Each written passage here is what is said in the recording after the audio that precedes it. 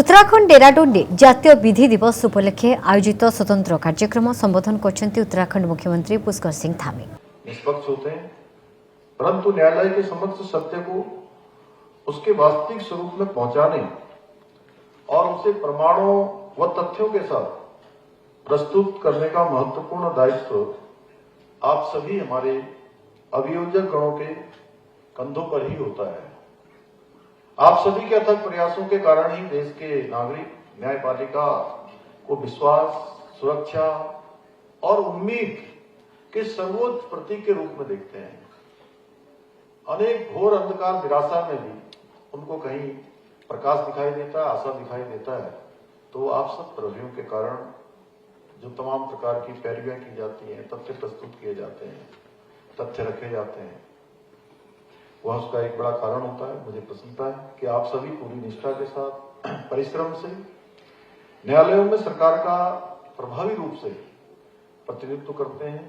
भाइयों बहनों, 26 नवंबर 1949 का दिन भारत के इतिहास में सदैव एक स्वर्णिम अध्याय के रूप में दर्ज रहेगा, क्योंकि इस दिन भारत की संविधान सभा ने भारतीय संविधान को औपचारिक रूप से स्वीकार किया था।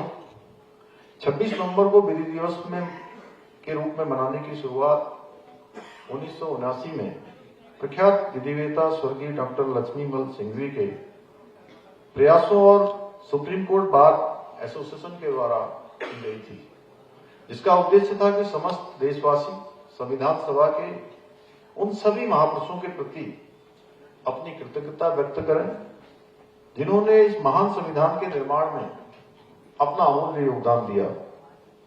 परंतु वर्ष 2015 में आदरणीय प्रधानमंत्री श्री नरेंद्र मोदी जी के द्वारा 26 नवंबर को संविधान दिवस के रूप में एक राष्ट्रीय पर्व की भांति मनाने का निर्णय लेकर हमारे सभी संविधान निर्माताओं को सच्ची श्रद्धांजलि देने का कार्य किया गया। भाइयों बहनों, आज आदरणीय प्रधानमंत्री जी के नेतृत्व में हमारी न्याय व्यवस्था को आधुनिक, सशक्त, पारदर्शी और नागरिक केंद्रित बनाने के लिए भी अनेक ऐतिहासिक कदम उठाए जा रहे हैं।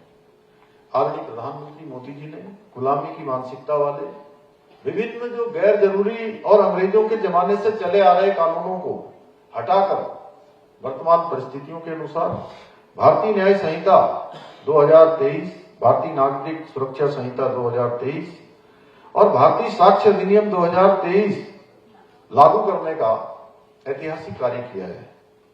आज देश में सभी नागरिकों को सुलभ, सरल और समयबद्ध न्याय व्यवस्था उपलब्ध कराने के लिए व्यापक स्तर पर प्रयास किए जा रहे हैं। E courts project, national judicial data grid, fast track special courts, महिला एवं बाल अपराधों के लिए त्वरित न्याय तंत्र, मीडिएशन बिल, टेली कॉन्फ्रेंसिंग के माध्यम से सुनवाई और डिजिटल केस मैनेजमेंट सिस्टम जैसी पहलें न्याय व्यवस्था को और पारदर्शी, तीव्र और सुगम बनाने की दिशा में क्रांतिकारी परिवर्तन ला रही हैं। आज न्यायालयों में तकनीकी के प्रभावी उपयोग ने न केवल समय की बचत की है, बल्कि प्रक्रियाओं को और अधिक पारदर्शी, सुरक्षित और प्रभावी बनाया है। जदि आपंक आम भिडी भल लगा तेब आम चैनल को लाइक, शेयर और सब्सक्राइब करने को जमा भी भूलु नहीं।